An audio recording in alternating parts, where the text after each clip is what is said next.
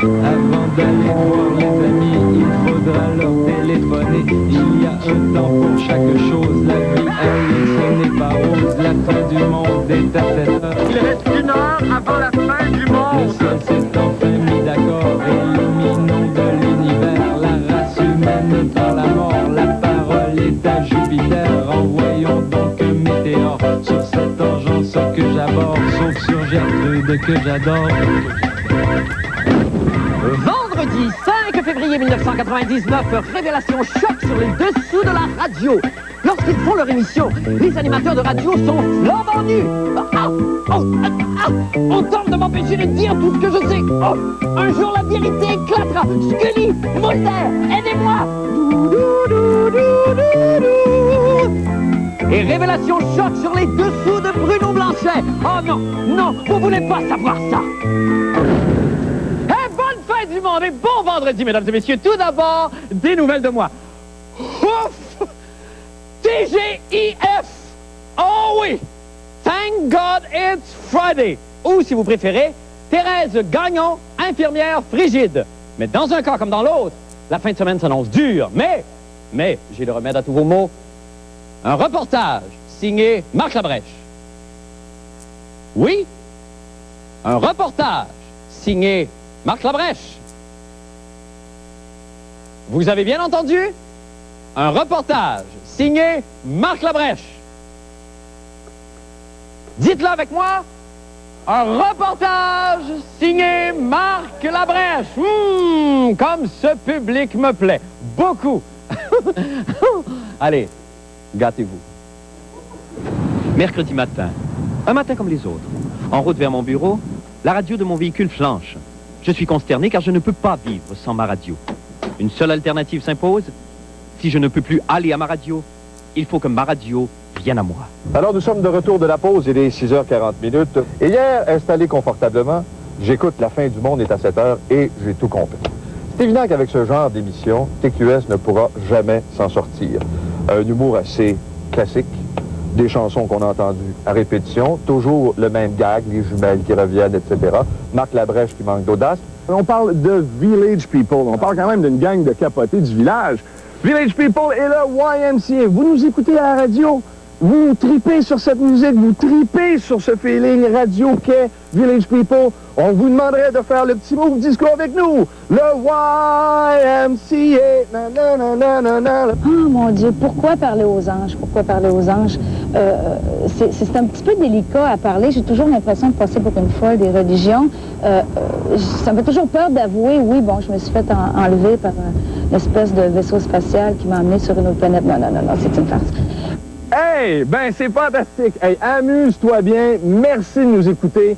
Et puis surtout, garde le feeling du 100% disco du 5 à 8 avec Ricky D.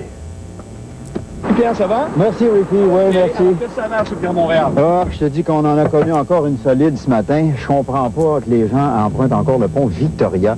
Hey, ça fait au moins 3 semaines qu'on informe le public que le pont Victoria, il va avoir une voix en moins. Mais moi, je veux parler aux anges, les supplier de faire tourner le vent. Par contre, il faut dire qu'il y a un gars qui a beaucoup de talent qui s'appelle Bruno Blanchet, qu'on utilise mal, qu'on néglige, mais quand même, quand il est là, on sent la créativité, on sent que c'est un gars qui a de l'énergie, on sent que c'est quelqu'un qui en impose. Et puis, on a un achalandage imposant ce matin. Il y en a, là, qui se sont retrouvés à attendre 1 heure. Le répertoire de musiciens, de danseurs, permet l'élaboration de soirées africaines, tziganes, orientales, antillaises, est-européennes et plusieurs autres. Mes bottes en loup marin, mon sac en bandoulière, du beau petit cœur doré. Sur ma première brassière, dans ma tête bien des choses, mais plus rien de ton visage que j'ai tellement aimé, pour qui j'ai fait naufrage. Alors, on se donne donc rendez-vous quand? Quand est-ce que vous allez me retrouver? Cet après-midi? Ça va être encore l'enfer pour le retour à la maison. Et la mauvaise nouvelle pour vous ce matin, ce qu'on peut vous dire, c'est que, semble-t-il, que cette émission revient l'an prochain. Ça laisse donc entrevoir encore une fois des problèmes financiers majeurs pour TQS. On s'arrête pour une pause. Au retour, les sports. Maintenant, pour les nouvelles de la fin du monde, eh bien, je voudrais prendre un petit moment de cette émission, ce que je fais rarement d'ailleurs, pour m'adresser au Seigneur. Parce que je sais que le vendredi, d'habitude, il écoute toujours l'émission. Alors, Seigneur, entends ma prière. Je sais que tes voies sont impénétrables et que chacune de tes actions a un sens. nébuleux parfois, mais qui nous sera révélé au jugement dernier. Mais, Seigneur, qu'est-ce qui t'a pris de sacrer cette perruque-là sur la tête à Raymond Bouchard dans la mini-série Radio? Vraiment, Seigneur. Est-ce qu'on a une photo de la tête de Raymond Bouchard? Oh my God! Tabac!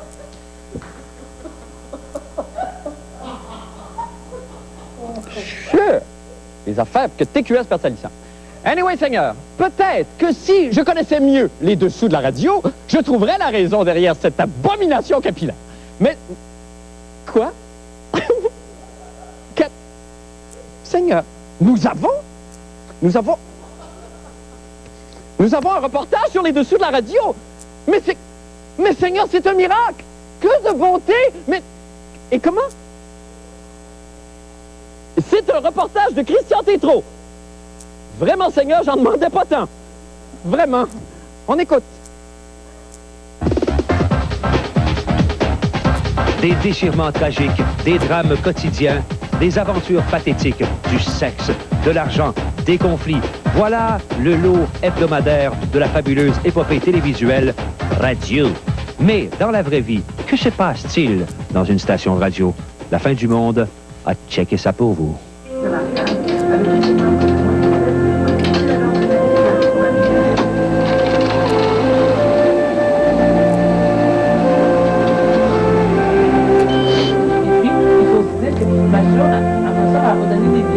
Oui, bonjour. Oui, allô? Allô? Antilles? Hein? Antilles? Oui. C'est vous, hein? Oui. Ce n'est pas ma question. Qu'est-ce que tu fais ici? Réceptionniste, s'il vous plaît. Est-ce que tu as déjà été à même de constater des drames qui se passaient dans la station de radio? Oui, mais il y a un vol à l'interne d'éco-vedettes. Les animateurs se volent eux-mêmes leur propre éco-vedette. Tu vois ici, ce qui se passe, c'est qu'il faut tout marquer par nos noms parce qu'on se fait tout voler, nos marqueurs, nos crayons. C'est assez hallucinant, je trouve. C'est terrible.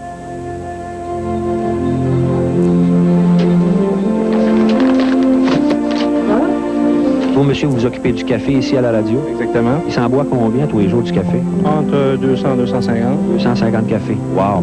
Quand on entend Boston, tout le monde est crampé de joie parce que, en fait, quelqu'un peut niaiser les télétabis. As-tu déjà été à même de vivre un drame qui se passait dans la station?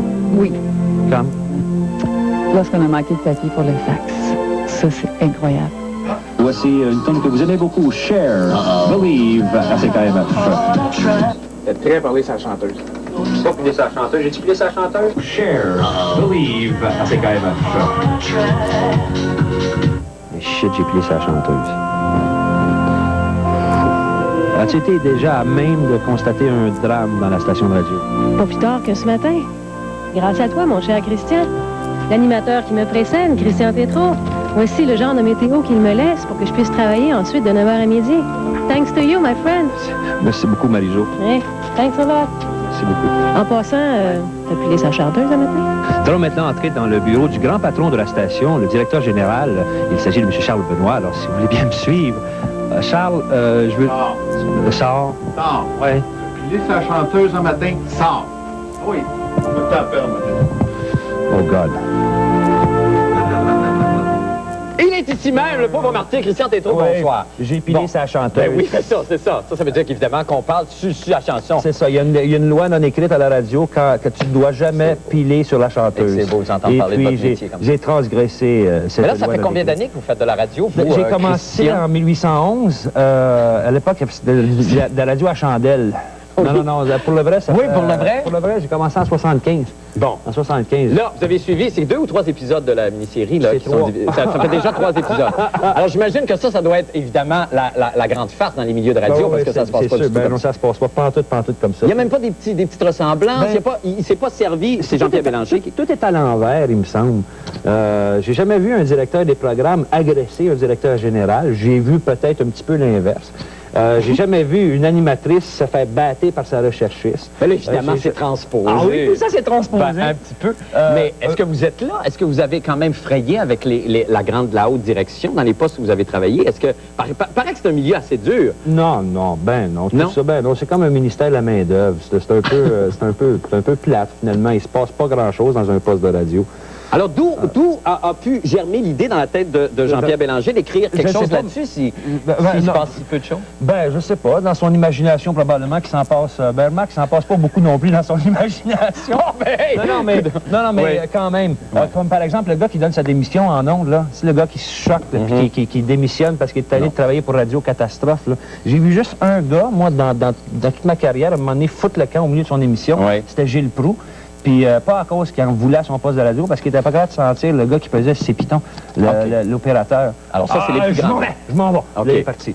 C'est ça, c'est le pire qui est arrivé. Ben, écoute, Christian, on a à peine le temps pour le calembour très rapidement. Pourquoi, Marc, pourquoi un garçon qui naît en écoutant la radio FM risque-t-il de devenir gay?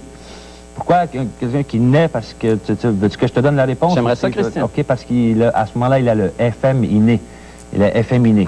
Efféminé. Merci infiniment, Christian. On l'avait compris. Oui. Merci infiniment. Merci. De semaine en semaine.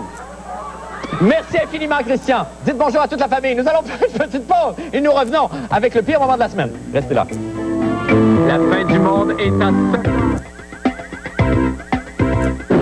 Eh bien, c'est le week-end et vous vous dites « Oh non, jamais plus je ne tenterai d'économiser une fortune en barbe à papa en forçant mes enfants à mâcher de la laine minérale quand je les amène au cirque. » Pour d'autres activités à éviter, écoutons les judicieux conseils de Maître Bruno Blanchet et sa chronique « Quoi ne pas faire en fin de semaine? » Bruno, bonsoir. Bonsoir, Marc. Excusez-moi, je vous ai présenté comme le pire moment de la semaine alors que c'est exactement le contraire. Je suis désolé. Tout excusé. Bienvenue. Merci beaucoup. Ça va, vous? Ça va très bien, toi? Très bien. Écoute, j'ai un seul conseil aujourd'hui, on va y aller assez rapidement. En cette semaine de pré-Saint-Valentin, il s'agit simplement de ne pas négliger certains petits détails quand on veut présenter notre amoureuse ou notre amoureux à notre famille. On regarde ça. C'est ici. Reste là, je vais y faire une surprise.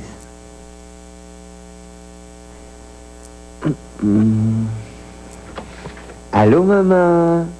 Diane! Mon doux, je t'attendais pas aujourd'hui. Je voulais te faire une surprise. Ah ben, c'est une belle surprise. Je voulais te présenter mon nouveau chum. Ah, mon Dieu! Il s'appelle Étienne. Il est sourd-muet. Ça doit? Il est bien gentil.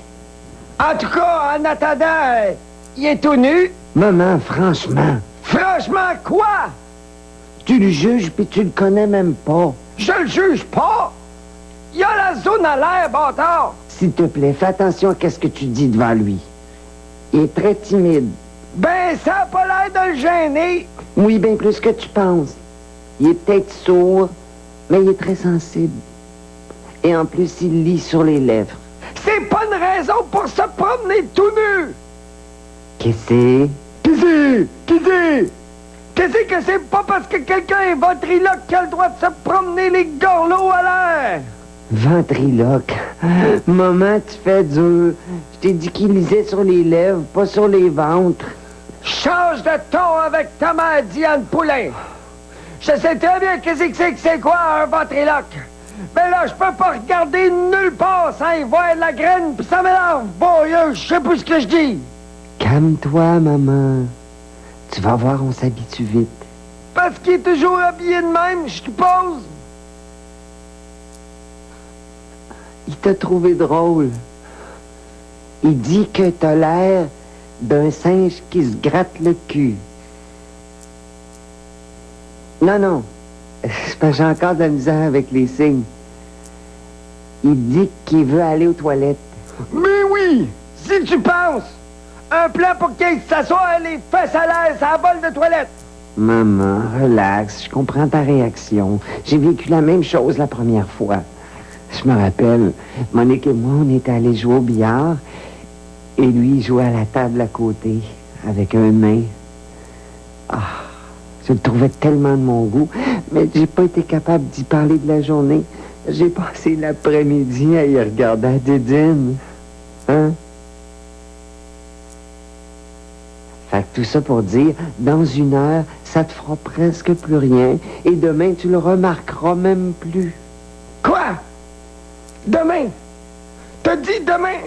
Oui, demain. T'as très bien entendu. Oh mon Dieu! Pincez-moi quelqu'un! Écoute, maman, Je l'aime, il m'aime, et l'été prochain, on se marie. Puis je veux que toute la famille le sache. Ah, mais c'est pas une raison! Je suis enceinte. Oh! Mais ça non plus, c'est pas une raison! T'aurais pas pu choisir une autre occasion! C'est une des dernières fois qu'ils vont tous être là. Puis je veux que grand-papa me voie au bras de l'homme de ma vie. Papy, lui, il m'aimait. C'est tout ce qu'il m'a toujours souhaité. Comme ça, il pourra partir en paix. Aller arranger de même à un enterrement, ça se fait pas! Tu sauras, ma petite fille, que quand on est en deuil, il faut être en deuil comme tout le monde. Ça a toujours été de même. Et à ce que je sache, un bas de tennis sur la bisoune, ça respecte pas les traditions. Franchement, maman, on n'est pas épais quand même, on sait comment ça marche. Puis en plus, son père, il est mort il y a 1 mois. Ah! OK. Phew!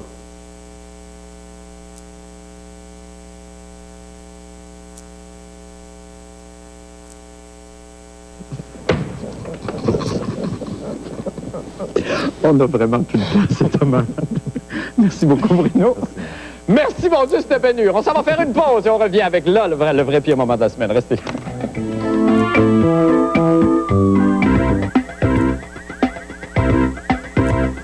Eh bien, voici l'heure de vous présenter le pire moment de la semaine. Effectivement, ce segment de l'émission qui vous fait dire à vous, à la maison, « Ah, bonne Sainte-Anne! Pas que les petits burritos! On déménage à Tchernobyl, si on est chanceux, la farce va nous fondre avant qu'ils nous le montrent vendredi. » Et cette semaine, le pire moment est une gracieuseté de...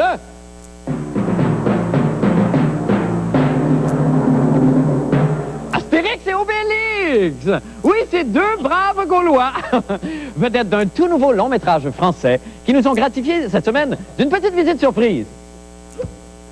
Hé,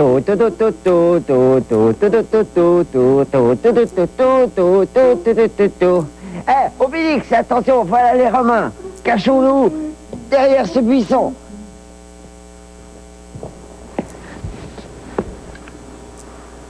Ils sont partis. Allons-y.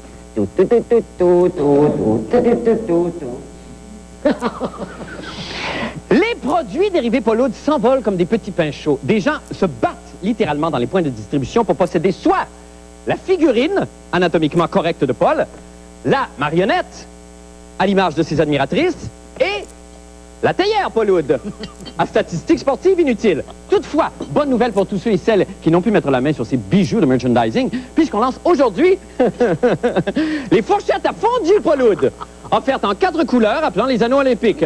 La noire est déjà backward, c'est pas des farces. Voici donc Paul. Paul est sa chronique des sports. Parce qu'il y a 5 anneaux olympiques. Ben c'est ça, la noire est backward. Bonsoir, comment allez-vous, vous? Ça va super bien. Oui. D'abord, je suis obligé de faire une mise au point. Oui. Non, Nostradamus n'est pas ici cette semaine et ça n'empêchera pas le Québec, le Canada et l'univers de pouvoir fonctionner. Mais pourquoi n'est-elle Paul? Parce qu'on a diagnostiqué finalement une dépression nerveuse chez la souris qui n'a pas été capable de réaliser une seule prédiction. Dépression nerveuse également chez Raphaël et chez Jacinthe. Les deux préposés. Les deux préposés, n'est-ce pas? À la souris. À le maintien et la survie de la souris. Donc, Nostradamus, nous l'avons envoyé à grand fin dans une clinique Mayo aux États-Unis, réputée justement pour le traitement des souris qui se spécialisent dans les mauvaises prédictions. OK. On devrait la voir revenir. OK, d'accord. Bon, ben nous voilà rassurés. Bon. Dans un deuxième temps, je me suis rendu ce matin porter mon test, mon échantillon, n'est-ce pas? Appelons les choses par leur nom, d'urine. Pour... C'est vrai! C'est vrai! C'est vrai, vous aviez promis ça, que vous alliez uriner. Alors, je suis allé à l'Institut national de la recherche scientifique, à l'INRS, au centre antidopage réputé dans le monde entier, et on va analyser, mais... Appelons les choses par leur nom, l'urine. Donc, ouais, voyons voir ce que ça donne. Il n'y a pas de gêne, c'est pas... Non, c'est pas grave. Bon, non. OK, Paul, on regarde ça tout de suite. Remettez-vous-en. J'en ai passé un test de dopage. Bonjour, Mme Gaudreau. Bonjour. Je suis prêt pour le test de... Oui? Hein? Vous n'avez pas pris trop... Oui. Ben là, je vais prendre mes liquides. Ah oui? Alors, je suis obligé d'avoir un témoin, même pour l'échantillonnage. C'est Guillaume qui va être obligé de me... Enfin... Mon test sera analysé ici, là, dans votre plus beau jouet. Qu'est-ce que c'est tout ça?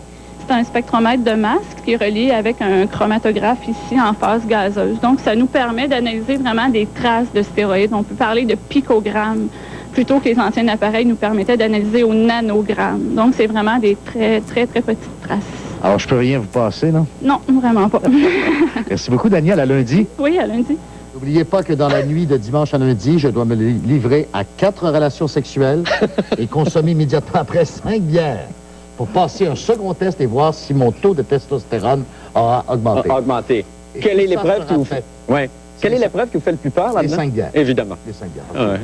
Le reste, vous y accommodez très bien. Je l'ai déjà vu. Oui, évidemment. Merci infiniment. Prédiction de choses. Et donc, bon Merci week-end, infiniment. Et à lundi. Bon week-end à vous. Oui, bon week-end. Oui, oui. On a tous hâte à lundi. Nous allons faire une petite pause. Nous revenons pour le mot de la fin, pardon, et pour la météo. Restez là.